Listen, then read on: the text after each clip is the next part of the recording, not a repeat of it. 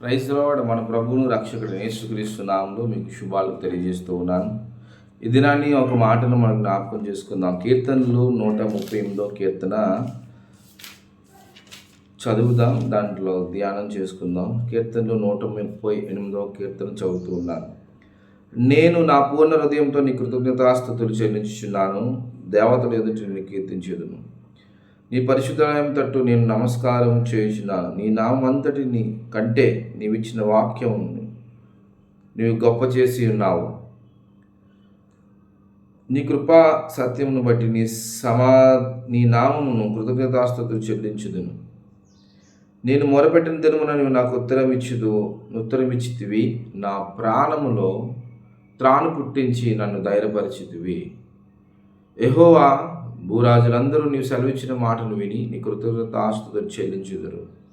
యెహోవా మహాప్రభావము గలవాడని వారు యెహోవా మార్గమును గూర్చి గానము చేయుదురు. యెహోవా మహోన్నతుడైనను ఆయన దీనులను లక్ష్యపెట్టును. ఆయన దూరం నుండి గర్విష్ఠులను బాగుగా ఎరుగును.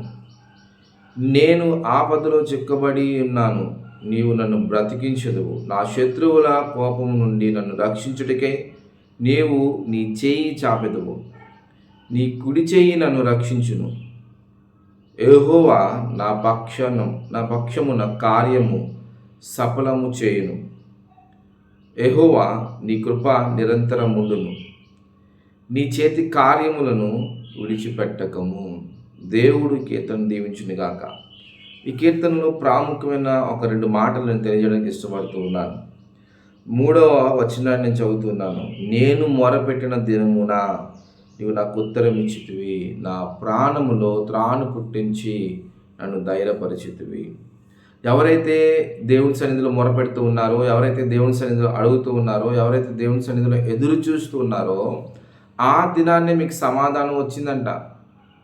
ఆ దినాన్నే నీకు విడుదల వచ్చిందంట.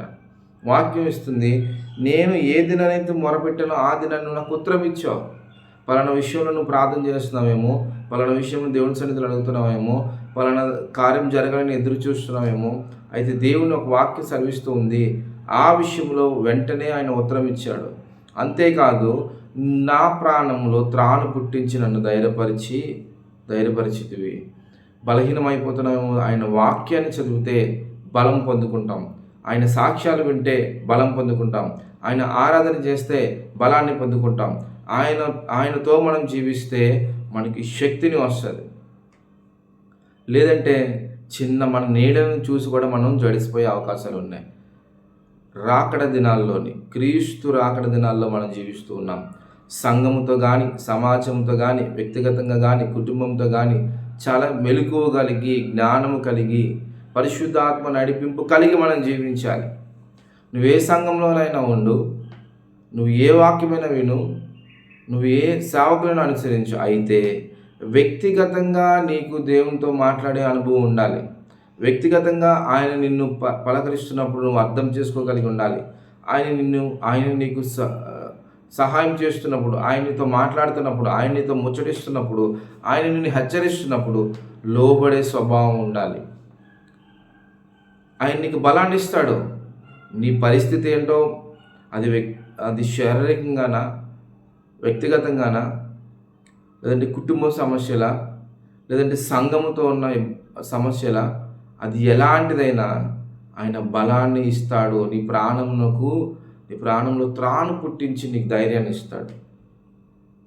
హోప్ లేదు, ఇంకా అవకాశం లేని దగ్గర, ఇంకా నా పరిస్థితి అయిపోయింది అనుకుంటున్నప్పుడు దేవుని యొక్క లేఖనం సెలవిస్తుంది, నేను నిత్యంగా ఈ దినాన్ని నీకు బలాన్ని ఇవ్వబోతూ ఉన్నాను. ఈ దినాన్ని నేను సరిచేయబోతూ ఉన్నాను. ఈ దినాన్ని నీకు జ్ఞానం ఇవ్వబోతూ ఉన్నాను. ఈ దినాన్ని నీకు ఆలోచన చెప్పబోతూ ఉన్నాను. అయితే నువ్వు అలా జీవిస్తే దేవుని కార్యాలు జరుగుతాయి. ఆయన మనకి ఆ విధంగా సహాయపడతాడు. తర్వాత 6వ వచనం చాలా, యెహోవా మహోన్నతుడైనను ఆయన దీనులను లక్ష్యపెట్టును. ఆయన దూరం నుండి గర్విష్ఠులను బాగుగా ఎరుగును. ఆయన నిన్ను ఎరిగి ఉన్నాడు. నువ్వు దీనుడిగా ఉన్నావా, ఆయన నిన్ను కనిపెట్టాడంట.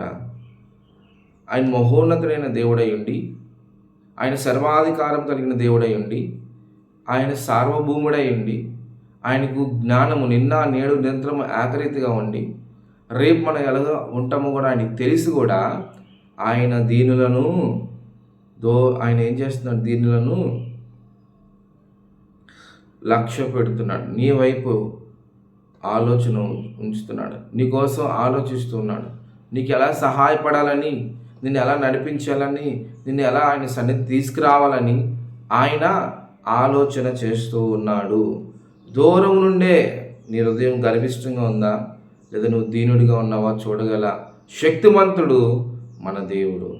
అయితే అక్కడితోనే మనం విడిచిపెట్టలేదండి.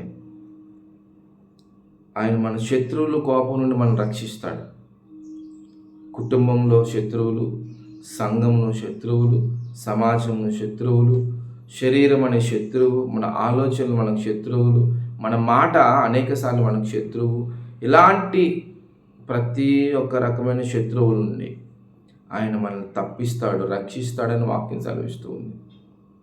అందుకే ప్రతిరోజు నువ్వు క్రైస్తవుడు అయితే, సువార్త ప్రకటించడానికి వెళ్ళే వ్యక్తి అయినా సరే, వాక్యాన్ని బోధించే వ్యక్తి అయినా సరే, సంఘంలో పనులు చేస్తున్న వ్యక్తి అయినా సరే, ఒక గంట పర్సనల్గా ఆయనతో మాట్లాడగలగాలి.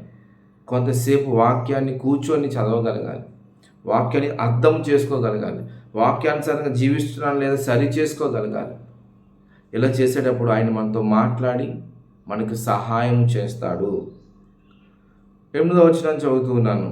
యెహోవా నా పక్షము నా కార్యము సఫలము చేయును.